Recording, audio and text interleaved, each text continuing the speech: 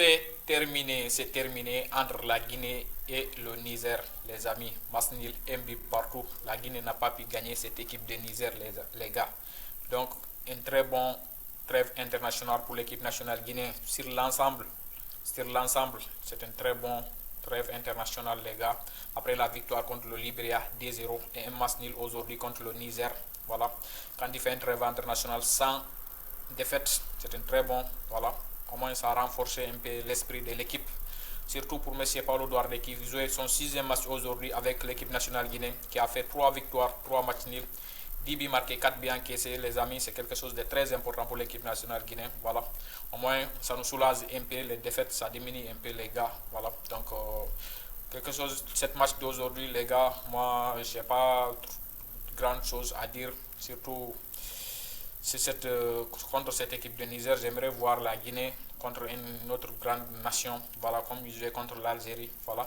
Mais on peut comprendre aussi quand on voit l'effectif qui était là aujourd'hui, voilà, les joueurs qui ne se connaissaient pas, les joueurs qui n'ont jamais joué ensemble, voilà, il y avait beaucoup de cadres qui n'étaient pas sur cette trêve internationale, donc il y avait quelques joueurs qui connaissaient la sélection qui était là.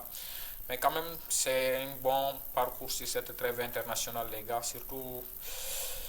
On a vu Aliou Badra Baldé aussi qui a marqué aussi, qui est rentré à la deuxième mi-temps, qui a marqué, voilà.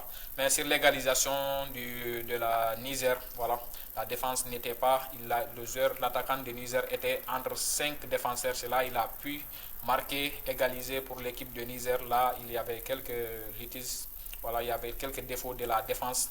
Mais les gars, c'est un match nul, donc aussi, les joueurs aussi n'allaient pas forcer beaucoup puisque c'est un match amical. Il y a beaucoup de joueurs déjà qui pensaient à rentrer sur leur club puisque vous savez, ils sont en pleine saison. Il y a eu déjà hier un joueur qui était blessé à l'entraînement, Sekou Marsila, qui est rentré aujourd'hui aux Pays-Bas.